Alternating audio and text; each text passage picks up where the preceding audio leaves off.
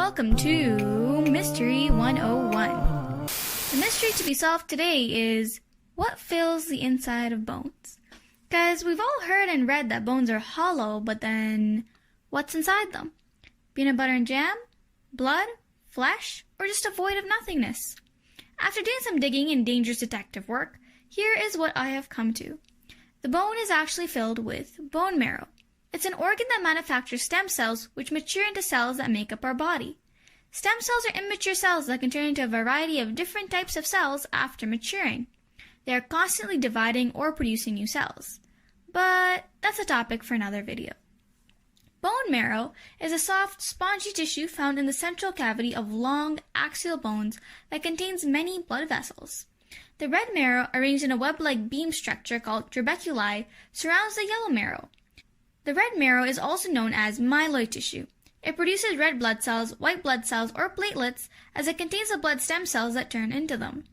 These blood-forming stem cells are called hematopoietic stem cells. Red bone marrow also helps get rid of old red blood cells. Yellow marrow is also known as fatty tissue and is made up mostly of fat. It contains stem cells that can turn into cartilage cells, bone cells, or fat cells. These connective tissue-forming stem cells are called mesenchymal stem cells, or merostromal cells. Yellow bone marrow also acts as a store for fats, provides sustenance for the bone, and maintains the correct environment for it to function. In emergency situations where oxygen content of body tissue is low, there is blood loss, the number of red blood cells has decreased, or anemia has occurred, the kidney may stimulate greater production of red blood cells using a hormone called erythropoietin. It will produce and release more white blood cells in response to infections and more platelets in response to bleeding. Yellow bone marrow can also activate and transform into red bone marrow. Bone marrow is vital to three organ systems: the circulatory system, lymphatic system, and musculoskeletal system. Since bone marrow produces the cells that make up the blood, without it, the blood would just be plasma, unable to carry oxygen, fight infections, and heal wounds.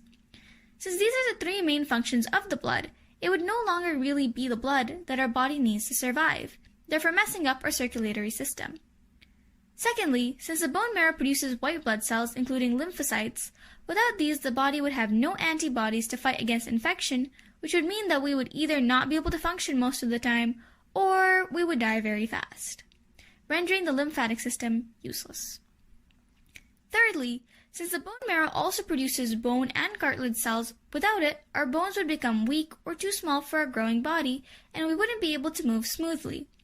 The increased friction would result in painful, slow movement and cause a lot of wear and tear to our bones, which would mean that they would become damaged quickly. Therefore, the musculoskeletal system would also have a hard time maintaining the movement of the body, which is one of its main jobs, and it would fall apart. Unfortunately, there are diseases and disorders that do make it malfunction. One of these being Pearson syndrome. It's basically a disorder most common in infants that interferes with the hematopoietic stem cells' ability to mature into blood cells. People with low level of red blood cells may face weakness, pale skin, and tiredness. Low levels of white blood cells result in common occurrences of infections, and low levels of platelets result in easy bruising and bleeding, as well as slower healing of wounds. Sadly, Pearson syndrome is not completely curable, as it is a disorder that affects more than just one organ or organ system. Fortunately, the part involving hematopoietic stem cells can be corrected using a stem cell or blood marrow transplant. In this process, new stem cells are transplanted into the body through the blood. Essential to this process is a surprisingly small piece of medical technology, the central venous catheter.